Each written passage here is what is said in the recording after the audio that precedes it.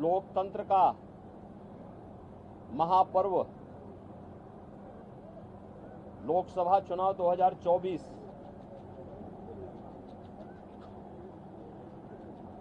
अंतिम चरण का चुनाव आज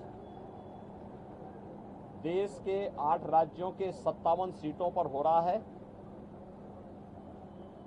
जिसमें उत्तर प्रदेश की 13 सीटों पर भी आज पूर्वी उत्तर प्रदेश में मतदान हो रहा है।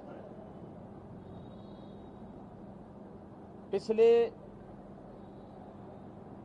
2.5 महीने से अधिक समय से जो देश के अंदर आम जन की आकांक्षाओं को पूरा करने के लिए जनता जनार्दन की जो अपेक्षा थी उसके अनुरूप विभिन्न राजनीतिक दलों ने जनता जनार्दन के सामने अपने अपने मुद्दे रखे, अपनी सरकारों के समय के कार्य और कारनामों को रखे।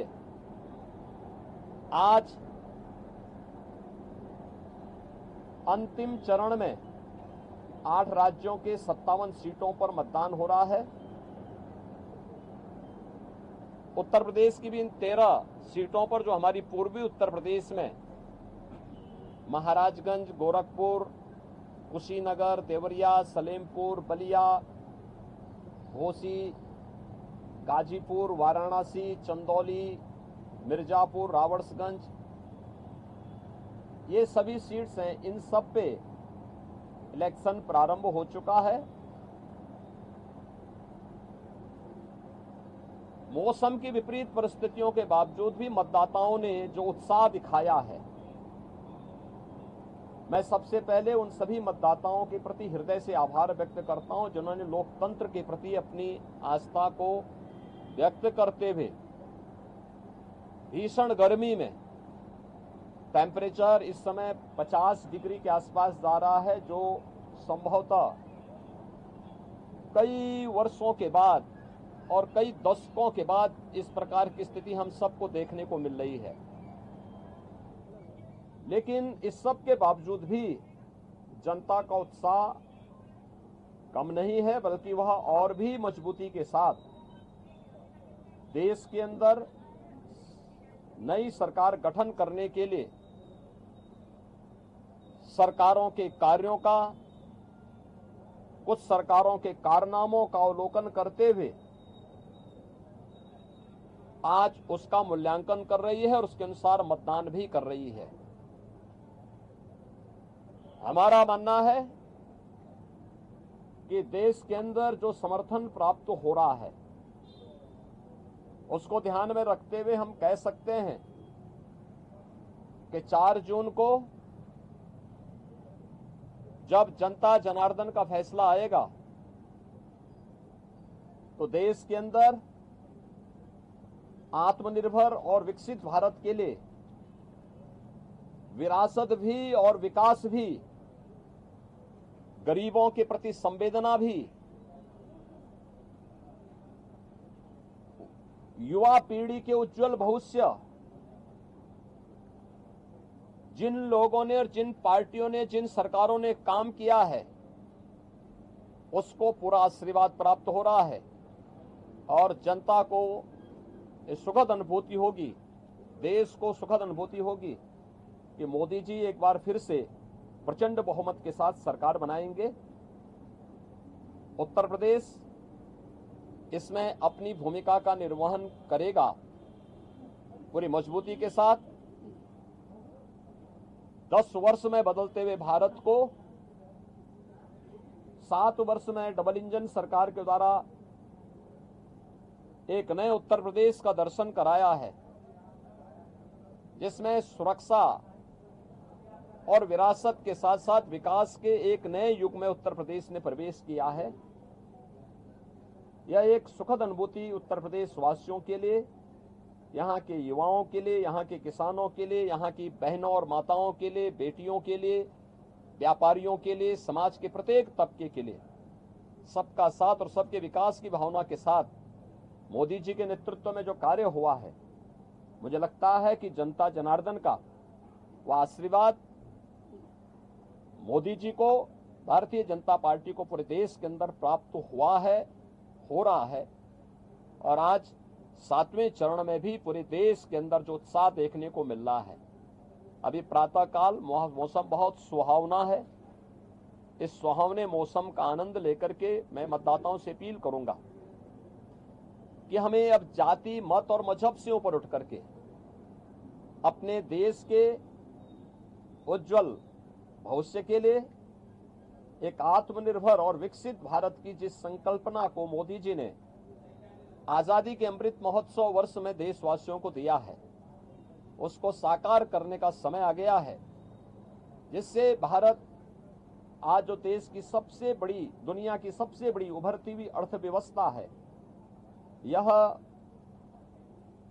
आगामी 3 वर्ष में दुनिया की तीसरी बड़ी अर्थव्यवस्था, 2047 तक भारत को दुनिया के विकसित देशों की श्रेणी में खड़ा करके हर एक नागरिक के जीवन में खुशहाली लाने के लिए कार्य किया जा सके।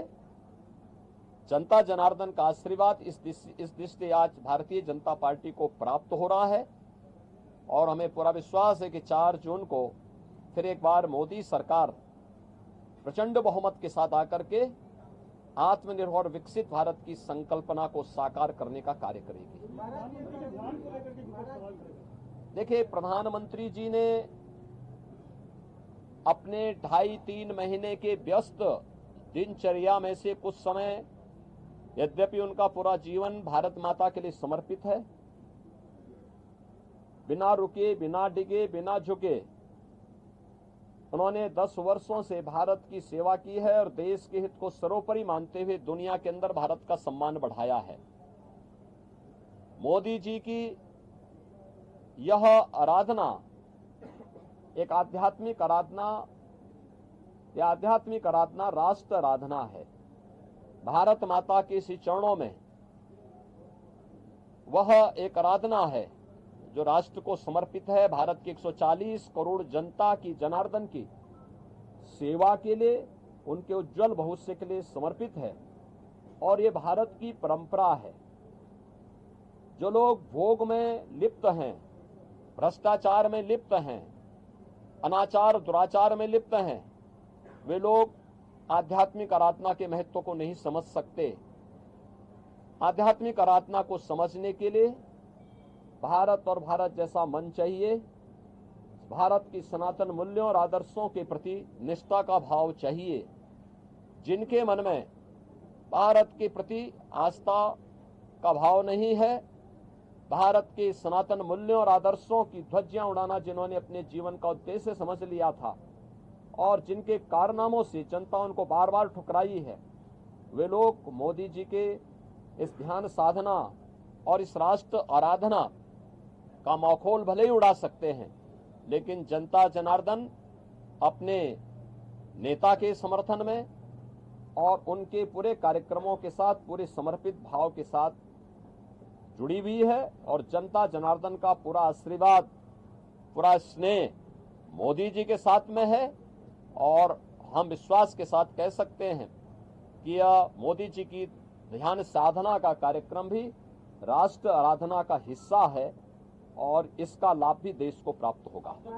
महिलाओं ने ज्यादा मतदान किया महाराज जी उत्तर प्रदेश में, खासतौर पर बावजूद इससे भी कुछ मतदान कम भी हुआ। देखिए, एक तो गर्मी बहुत ज्यादा है, टेम्परेचर आप में से आप भी जानते हैं कि 50 डिग्री 48 डिग्री का टेम्परेचर कभी हम लोगों ने नहीं देखा, लेकिन है, प्रकृति परीक्षा ले रही है और प्रकृति की इस परीक्षा में हम सबको खरा उतरना होगा। जनता जनार्दन को अपने आप को साबित करना होगा कि अग्नि परीक्षा के इस दौर में हम लोकतंत्र को और पुष्ट करेंगे, मजबूत करेंगे। और स्वाभाविक रूप से आधी आबादी, नारी शक्ति वंदन अधिनियम देश की पहली संसद में मोदी जी ने पास किया। बेटी बचाओ बेटी पढ़ाओ और मातृवंदना योजना से लेकर के नारी शक्ति वंदन अधिनियम और बेटियों की सुरक्षा से लेकर के समृद्धि तक के जो कार्यक्रम चले हैं, आधी आबादी का पूरा आशीर्वाद मोदी जी के साथ में है।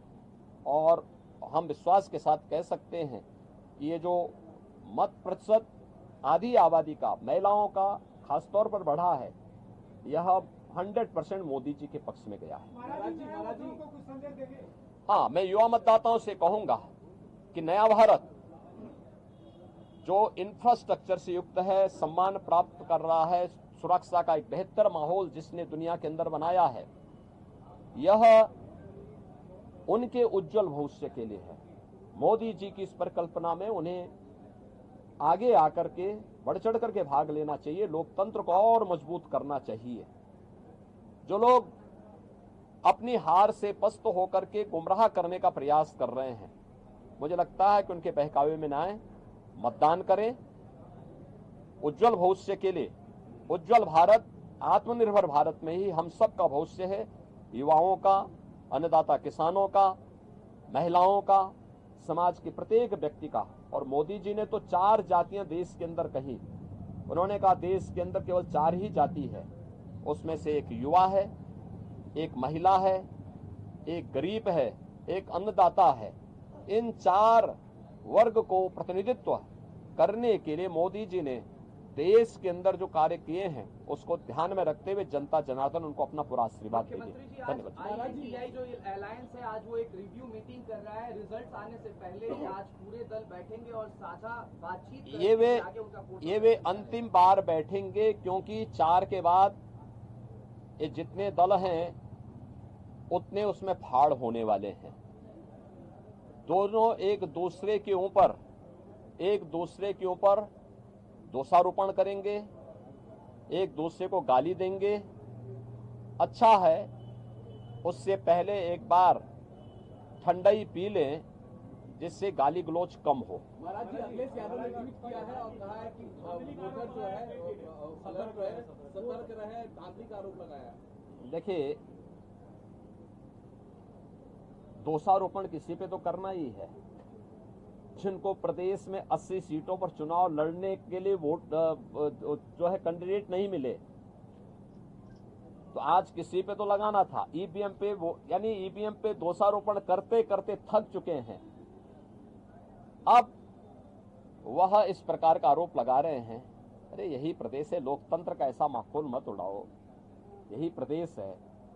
कौन नहीं जानता है कि इनका लोकतंत्र में कोई निष्ठा नहीं है। ये हल्ला बोल के माध्यम से अराजकता पैदा करने वाले लोग हैं। माफिया सरगनाओं को, अराजक तत्वों को और आतंकवादियों को अपने गले का हार बनाने वाले लोग हैं। और ये लोग इस प्रकार की बातें करते हैं, बड़ी हास्यास्पद बातें होती है। चुनाव निष्पक्ष हैं। भारत निर्वाचन आयोग पूरी निष्पक्षता के साथ इलेक्शन करवा रहा है और इलेक्शन पूरी व्यवस्था भारत निर्वाचन आयोग के मार्गदर्शन और नेतृत्व में पूरे देश के अंदर चल रही है, प्रदेश में भी चल रही है। भारत निर्वाचन आयोग जहां पे कहीं भी कोई शिकायत मिलती है त्वरित एक्शन लेकर के कार्रवाई भी करती है। लेकिन समाजवादी पार्टी की चूंकि लोकतंत्र में निष्ठा नहीं है, बाबा साहब भीमराव अंबेडकर और उनके द्वारा बनाए गए संविधान का हमेशा इन्होंने अपमान किया है। दुर्दांत माफिया और आतंकवादियों को शागिर्द वाले लोग, इनसे लोकतंत्र की बात, इनके मुंह से ईमानदारी की बात, इनके मुंह से कोई कार्य शुचितापूर्ण तरीके से हो जाए, ये बहुत हास्यास्पद लगती है। और इसलिए जैसी करनी वैसी